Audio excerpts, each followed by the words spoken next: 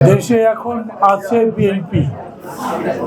রাজনৈতিক দল হিসেবে যদি বলেন তাহলে বিএনপির সঙ্গে এখন তুলনা করবার মতো কেউ নাই। আওয়ামী লীগ কি আবার ফিরবে? সরকারে যারা আছেন তারা জাতীয় আন্তর্জাতিক নানা রকম চাপে আওয়ামী লীগকে যে নিষিদ্ধ করবেন তা আমার মনে হচ্ছে না। কিন্তু জনগণ আওয়ামী লীগের উপরে নিষেধাজ্ঞা দিয়ে দিয়েছে। আমার ধারণা হচ্ছে আওয়ামী লীগ আর সহসা রাজনীতিতে ফিরতে পারবে না।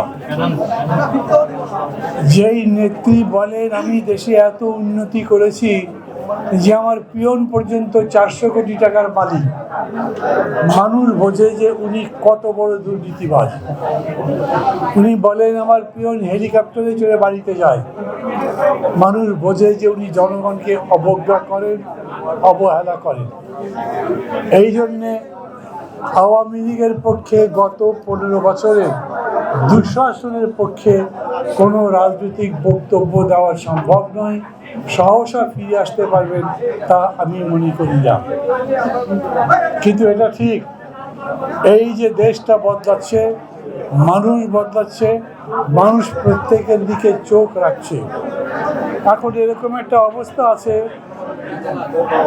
বাংলাদেশ জাতীয়তাবাদী দলের নেতা বেগম জিয়া তো আছেনই, তারপরে এখন যিনি দলের হাল ধরেছেন জনাব তারেক রহমান, তিনি মাহাথির মোহাম্মদের মতো হতে পারেন, তিনি সিং মেনরির মতো হতে পারেন, তিনি পৃথিবীর বড় বড় মহাপুরুষ যারা দেশগুলিকে বদলে দিয়েছেন সেই রকম কাজ করতে পারেন যদি পুরো দল তার সাথে দেয়।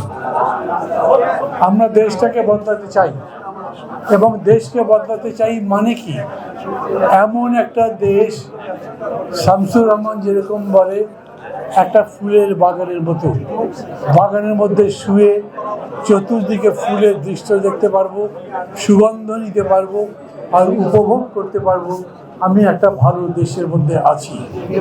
এরকম নয় যে আমরা নিজেরা চাকরি পাই না বলে ইতালি কিংবা ইউরোপে চাকরি খোঁজে যেতে যেতে ভূমধ্য সাগরে ডুবে মরে যাই।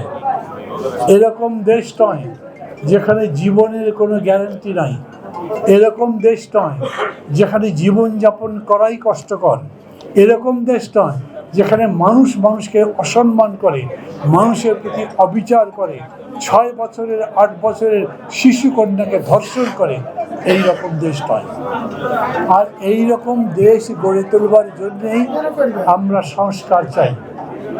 আমাদের সবার এটা বুঝতে হবে, আমরা কোনো বড় সংস্কারও চাই না, আমরা কোনো ছোট সংস্কারও চাই না।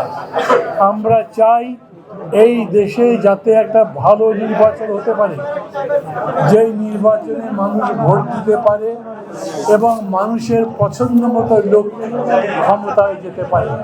সেই রকম নির্বাচন যা সমস্ত মানুষ খুশি বলে গ্রহণ করতে পারবে এবং ভোট দিতে পারবে।